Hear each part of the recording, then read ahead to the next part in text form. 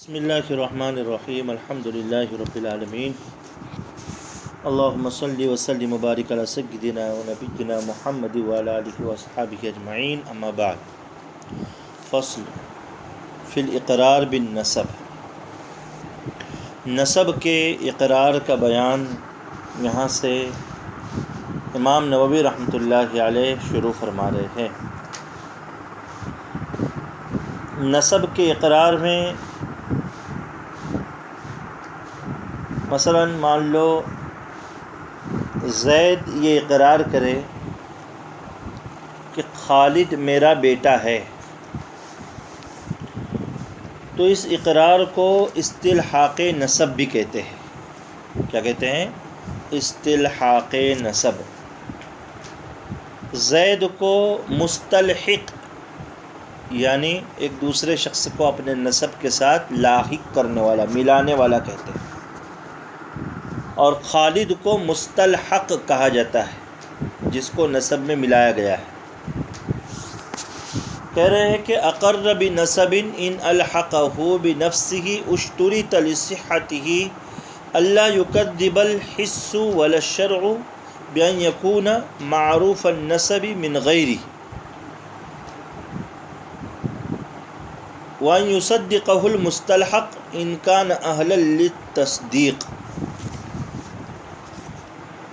کہہ رہے کہ اگر کوئی کسی کا نسب خود سے جوڑے، مثلا یہ کہے کہ یہ میرا بیٹا ہے، تو اس اقرار کے صحیح ہونے کے لیے، اس استلحاق نسب کے صحیح ہونے کے لیے یہ شرط ہے کہ حس اس اقرار کو نہ جھٹلائے، حس اس اقرار کو نہ جھٹلائے، یعنی ظاہری وضاقتہ۔ جیسے زید نے کہا خالد میرا بیٹا ہے، تو مطلب یہ کہ عمر اور ایج کے تفاوت کے اعتبار سے بھی یہ اس کا بیٹا ہونا ممکن ہوا، ایسے حالات ہوں۔ جیسے زید کی عمر ہے 50 سال اور خالد کی عمر ہے 25 سال، تو ممکن ہے کہ خالد زید کا بیٹا ہو سکتا ہے۔ لیکن مان لو زید کی عمر ہے 50 سال اور خالد کی عمر ہے 45 سال، تو حسن زید کا یہ اقرار جھٹلایا جا رہا ہے گویا کہ۔ اور دوسری چیز کہ ولا الشرع، اور نہ شریعت جھٹلائے، یعنی خالد صاحب کسی اور سے پہلے سے ثابت النسب اور معروف النسب نہ ہو، مستلحق جس کو لاحق کیا جا رہا ہے خالد ہماری مثال میں، وہ کسی اور سے معروف النسب نہ ہو۔ نیز ایک تیسری شرط یہ ہے کہ وہ مستلحق مکلف ہو تو اس کی تصدیق بھی کرے، مکلف ہو، اگر عاقل ہو، بالغ ہو، تو اس کی تصدیق بھی کرے۔ اگر وہ خالد زید کے مستلحق کے اقرار کو جھٹلائے یا چپ رہے، نہ تصدیق کرے نہ تکذیب، تو بغیر گواہوں کے نسب ثابت نہیں ہوگا، بغیر گواہوں کے۔ فَإِنْ كَانَ بَالِغًا فَكَذَّبَهُ لَمْ يَثْبُتْ إِلَّا بِبَيِّنَةٍ۔ اگر بینہ نہ ہو تو اسے قسم دلائے، وہ قسم نہ کھائے تو خود مستلحق اقرار کرنے والا قسم کھائے، اور اس طرح اقرار کرنے والے نے اگر قسم کھائی تو مستلحق کا نسب مستلحق سے، یعنی ہماری مثال میں خالد کا نسب زید سے ثابت ہو جائے گا۔ وَإِنِ اسْتَلْحَقَ صَغِيرًا ثَبَتَ فَلَوْ بَلَغَ وَكَذَّبَهُ لَمْ يَبْطُلْ فِي الْأَصَحِّ۔ اگر کسی نابالغ کا استلحاق کرے کوئی، یعنی نابالغ کو اپنے نسب کے ساتھ لاحق کرے، تو انہی شرائط کے ساتھ نسب ثابت ہوگا سوائے تصدیق کے۔ بالغ ہونے کے بعد اگر وہ جھٹلائے تو اس سے نسب باطل نہیں ہوگا، نسب باطل نہیں ہوگا۔ وَيَصِحُ أَن يَسْتَلْحِقَ مَيِّتًا صَغِيرًا وَكَذَا كَبِيرًا۔ بالغ یا نابالغ میت کا استلحاق بھی صحیح ہے۔ وَيَرِثُهُ، اور یہ اس میت کا وارث بھی بنے گا، تہمت کو نظر انداز کر دیا جائے گا۔ ولو استلحق اثنان بالغا ثبت لمن صدقہ، کسی بالغ شخص کا دو آدمی استلحاق کرے، یعنی ایک بالغ آدمی کو زید کہہ رہا ہے میرا بیٹا ہے، خالد کہہ رہا ہے میرا بیٹا ہے، تو ثبت لمن صدقہ، تو وہ بالغ شخص جس کے حق میں تصدیق کرے گا، مثلا بالغ نے کہا کہ میں زید کا بیٹا ہوں، تو اس کا نسب اب اس سے ثابت ہو جائے گا، یعنی زید سے ثابت ہو جائے گا۔ وحکم الصغیر یاتی فی اللقیط، انشاءاللہ تعالی نابالغ بچے کا حکم انشاءاللہ آگے باب اللقیط جو آ رہا ہے اس میں بیان ہوگا۔ وَلَوْ قَالَ لِوَلَدِ أَمَتِهِ هَذَا وَلَدِي ثَبَتَ نَسَبُهُ، اگر کوئی آقا اپنے باندی کے بیٹے کے لیے کہہ رہا ہے کہ یہ میرا بیٹا ہے تو اس کا نسب اس آقا سے ثابت ہو جائے گا۔ وَلَا يَثْبُتُ الْإِسْتِدْلَالُ فِي الْأَزْهَرِ، قول اظہر کے مطابق وہ باندی ام ولد ثابت نہیں ہوگی۔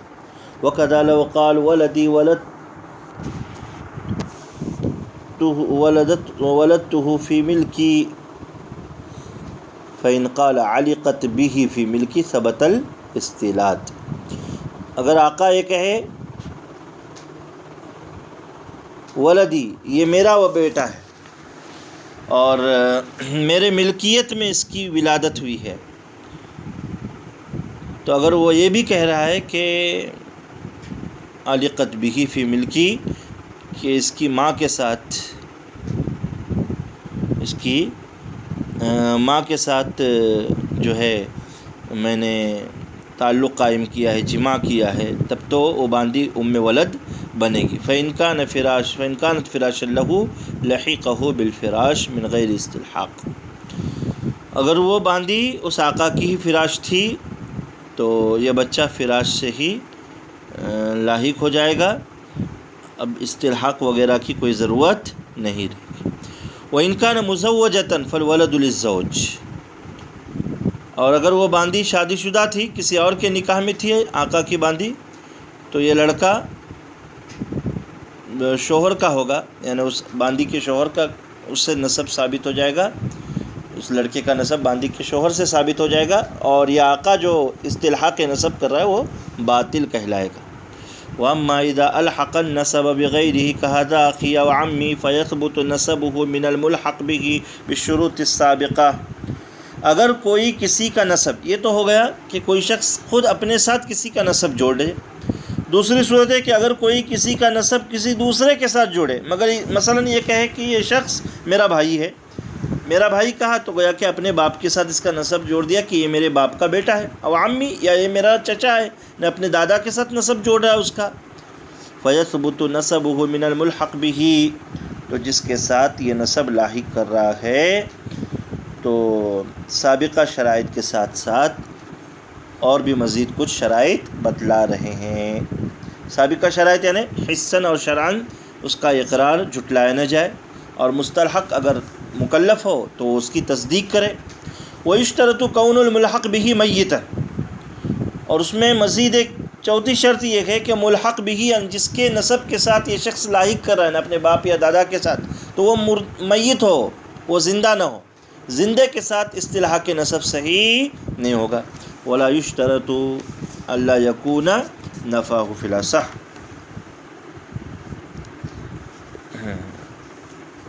یہ ضروری نہیں ہے کہ میت اپنی زندگی میں اس مستلحق کی نفی نہ کر چکا ہو، یہ کوئی شرط ضروری نہیں ہے کہ میت نے نفی کی ہو یا نہ کی ہو، بہر صورت اگر وہ مر چکا ہے اور یہ شخص جو جوڑ رہا ہے اس کے اندر جو اس کو جوڑا جا رہا ہے اس میں شرائط ہے استلحاق نسب کے، تو اس کا نسب ثابت ہو سکتا ہے۔ اور مزید پانچویں شرط اس میں یہ ہوگی وَيُشْتَرَطُ كَوْنُ الْمُقِرُّ وَارِثًا حَائِزًا، یعنی اقرار کرنے والا جس کے ساتھ نسب جوڑ رہا ہے اس کے ترکے کا مکمل وارث ہو، چاہے ایک شخص اقرار کرے یا زائد۔ مثلا زید کا انتقال ہوا اور ورثہ میں صرف 2 بیٹے ہو، تو ان دونوں بیٹوں کا اقرار ضروری ہے، صرف ایک کا کافی نہیں کہ فلانا زید کا بیٹا ہے، خالد زید کا بیٹا ہے، دونوں کا اقرار کرنا ضروری ہے۔ اسی صورت میں اس خالد کا نسب زید سے ثابت ہوگا اور وہ وارث بھی بنے گا۔ صرف ایک بیٹا اقرار کرے دوسرا اقرار نہ کرے تو اس مستلحق کا نسب ثابت نہیں ہوگا، مستلحق کا نسب ثابت نہیں ہوگا۔ وَلَسَ أَنَّ الْمُسْتَلْحَقَ لَا يَرِثُ وَلَا يُشَارِكُ الْمُقِرُّ فِي حِصَّتِهِ۔ اصح قول یہ ہے کہ جس کو نسب کے ساتھ لاحق کیا جا رہا ہے وہ نہ وارث بنے گا اور نہ ہی ظاہراً اقرار کرنے والے کے حصے میں شریک ہوگا، البتہ باطناً اسے لازم ہے کہ اقرار کرنے والے اس کو بھی حصہ دے دے، اس لیے کہ وہ اپنے ظن میں اس کو اپنا بھائی سمجھ رہے ہیں، تو باپ کے وراثت میں سے اس کو بھی حصہ دے دے۔ وَأَنَّ الْبَالِغَ مِنَ الْوَرَثَةِ لَا يَنْفَرِدُ بِالْإِقْرَارِ، وارثوں میں سے جو بالغ ہے تو صرف ان کے اقرار سے کام نہیں چلے گا، بلکہ جو لوگ نابالغ ہیں ان کے بلوغ کا انتظار کیا جائے گا، جب وہ بالغ ہو کر اقرار میں موافقت کریں گے تب جا کر اس کا نسب ثابت ہوگا۔ وَأَنَّهُ لَوْ أَقَرَّ أَحَدُ الْوَارِثَيْنِ وَأَنْكَرَ الْآخَرُ وَمَاتَ وَلَمْ يَرِثْهُ إِلَّا الْمُقِرُّ ثَبَتَ النَّسَبُ، اگر دو وارثوں میں ایک اقرار کرے کہ یہ خالد زید کا بیٹا اور دوسرا انکار کرے اور پھر دوسرا مر جائے، وَمَاتَ دوسرا مر جائے، وَلَمْ يَرِثْهُ إِلَّا الْمُقِرُّ، تو یہ اقرار کرنے والا ہی وارث بنے گا اور نسب ثابت ہو جائے گا، نسب کیا ہوگا؟ ثابت ہو جائے گا۔ جی وَأَنَّهُ لَوْ أَقَرَّ ابن حائز بأخوة مجهول فأنكر المجهول فأنكر المجهول نسب المقر لم يؤثر فيه، کہہ رہے کہ ایک بیٹا جو باپ کی وراثت مکمل حاصل کرنے والا ہے، اس نے ایک مجہول شخص کے اپنے بھائی ہونے کا اقرار کیا، لیکن مجہول نے اس اقرار کرنے والے کے نسب کی نفی کر دی کہ یہ میرا بھائی نہیں ہے، تو اس کے انکار سے کچھ اثر پڑنے والا نہیں ہے، یعنی مقر وارث بنے گا۔ وَيَثْبُتُ أَيْضًا نَسَبُ الْمَجْهُولِ، مجہول کا نسب بھی ثابت ہو جائے گا، مجہول کا نسب بھی ثابت ہو جائے گا۔ وَأَنَّهُ إِذَا كَانَ الْوَارِثُ الظَّاهِرُ يَحْجُبُهُ الْمُسْتَلْحَقُ كَأَخٍ أَقَرَّ بِابْنٍ لِلْمَيِّتِ ثَبَتَ النَّسَبُ وَلَا إِرْث، کہہ رہے ہیں بظاہر جو وارث بن رہا ہے وہ مستلحق کی وجہ سے اگر محجوب ہوتا، مثلا ایک آدمی کے بھائی نے اقرار کیا کہ فلانا میت کا بیٹا، اب ظاہر سے ہوتا ہے کہ میت کا کوئی بیٹا نہیں ہے اور اس کو صرف ایک بیٹی یا دو بیٹی ہے، تو بھائی وراثت میں حصہ پائے گا، لیکن ایک بھی بیٹا ہو تو بھائی محجوب ہو جاتا ہے۔ تو ایسی صورت میں اگر بھائی نے اس طریقے کا اقرار کیا ہے کاخن اقر بابن المیت ثبت النسب، تو اس بیٹے کا نسب تو ثابت ہو جائے گا، ولا ارث، لیکن اس کو وراثت نہیں ملے گی، وراثت تو اس بھائی کو ملے گی، وراثت اس کو نہیں ملے گی۔ تو یہ اقرار بالنسب کے سارے مسائل ہیں جو یہاں پر امام نووی رحمۃ اللہ علیہ نے پیش کر دیے ہیں۔ احادیث میں بھی آپ اس کی مثال پڑھیں گے کہ حضرت امیر معاویہ رضی اللہ تعالی عنہ نے زیاد بن ابی کو اپنے والد ابو سفیان کے نسب کے ساتھ لاحق کیا تھا، تو صحیح مسلم کی حدیث میں اس کا بیان ہے، تو وہاں پر یہی پوری تقریر سامنے رہے گی تو اس حدیث کو سمجھنے میں آسانی ہوگی، اس حدیث کو سمجھنے میں آسانی ہوگی، اس لیے کہ انہوں نے زیاد کو اپنے نسب کے ساتھ لاحق کیا تو ان کے دوسرے بھائیوں نے بھی اس کا اعتراف کیا، اور پھر زیاد کے ساتھ ابو سفیان کا نام جڑ گیا، زیاد بن ابو سفیان، اس سے پہلے وہ معروف النسب نہیں تھے، اور حسن اور شرعاً گویا کہ وہ امیر معاویہ رضی اللہ تعالیٰ عنہ کا جو اصطلاح کے نسب والا معاملہ تھا وہ بالکل صحیح تھا۔